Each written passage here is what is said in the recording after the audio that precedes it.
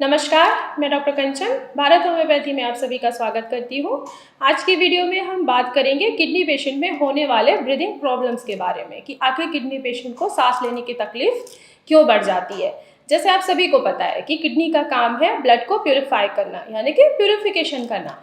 जब हमारी किडनी ठीक से काम नहीं कर पाती है या किडनी हमारी अनहेल्दी हो गई है, तो जितना भी एक्स्ट्रा वेस्ट मटेरियल होता है, जैसे कि यूरिया हो गया, क्रेटिनिन हो गया, पोटेशियम हो गए, जितने भी इलेक्ट्रॉल्स होते हैं किडनी के अंदर, वो सारे डिस्टर्ब हो जाते हैं और अच्छे से वो प्यूरिफाई नहीं हो पाते हैं, जिसके वजह से हमारी किडनी जो होती है वो धीरे धीरे डैमेज होना स्टार्ट हो जाती है और क्रेटिनिन का लेवल और यूरिया का लेवल हमारी बॉडी में फ्लक्चुएट होना स्टार्ट हो जाता है, यानी कि बढ़ना स्टार्ट हो जाता है।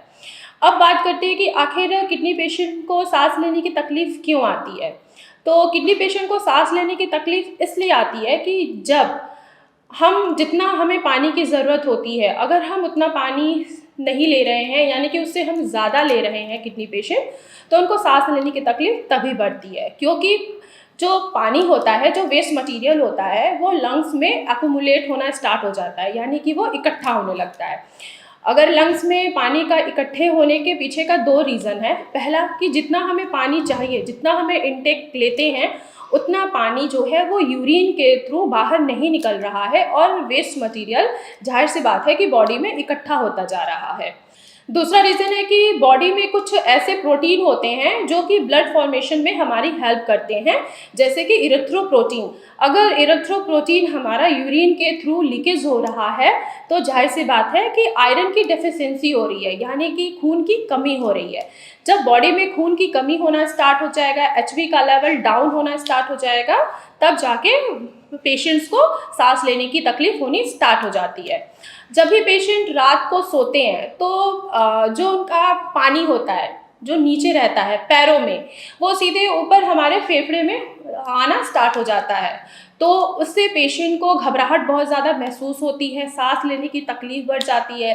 जैसे ही पेशेंट सांस लेने की उनकी तकलीफ बढ़ती है, वो उठ के रात के समय बैठ जाते हैं। फिर क्या होता है कि जो उनका पैरों से पानी ऊपर की तरफ जाता है लंग्स में, फिर वो जैसे ही हम उठ के बैठते हैं वो सीधे नीचे आ जाता है, तो पेशेंट को थोड़ी सी राहत महसूस होती है। तो इसके लिए आपको क्या करना है कि जितनी अमाउंट की ज़रूरत है आपको पानी की, उससे थोड़ी सी कम अमाउंट में आपको पानी पीना है, जिससे आपकी क्वांटिटी एटलीस्ट यूरिन का थोड़ा सा आउटपुट अच्छा हो। यानी कि आप एक दिन में 800 ml से लेके 1 लीटर पानी अगर लेंगे तो आपको सांस लेने की तकलीफ नहीं बढ़ेगी। अगर ये आप इसके सिम्टम्स देख सकते हैं कि जिनको भी सांस लेने की तकलीफ बढ़ती है, तो पैरों में अगर पानी है, पैरों में पानी भरा पड़ा है, तो आपको पैरों में वहाँ पे सूजश दिखाई देगी, स्वेलिंग दिखाई देगी।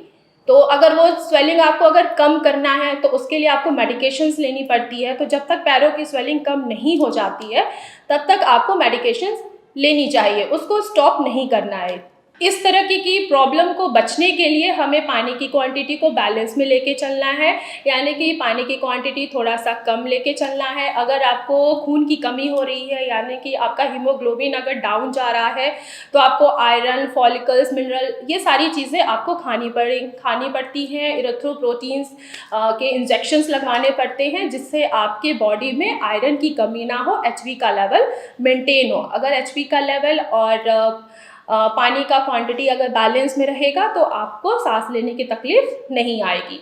तो जितने भी किडनी पेशेंट्स हैं, मैं आप लोगों को यही कहना चाहती हूँ कि पहला एक तो आप अपना ब्लड प्रेशर बहुत अच्छे से मैनेज करें, मेडिसिन के थ्रू स्ट्रेस नहीं लें। अगर आप डायबिटिक पेशेंट हैं, तो अपने शुगर लेवल को भी मैनेज करें ज़्यादा, और अनहेल्दी डाइट पे बिल्कुल फोकस नहीं करें। आपको अनहेल्दी डाइट नहीं लेनी है।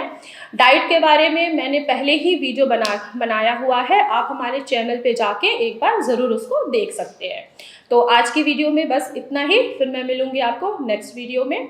जो भी पेशेंट किसी भी डिजीज़ से सफ़र कर रहा है, चाहे वो अस्थमा हो, चाहे वो किडनी डिजीज़ हो, चाहे कोई भी बीमारी क्यों ना हो, स्किन से रिलेटेड, या मेल इनफर्टिलिटी क्यों ना हो, या फीमेल इनफर्टिलिटी क्यों ना हो, तो आप भारत होम्योपैथी में मैं उसका स्वागत करती हूँ।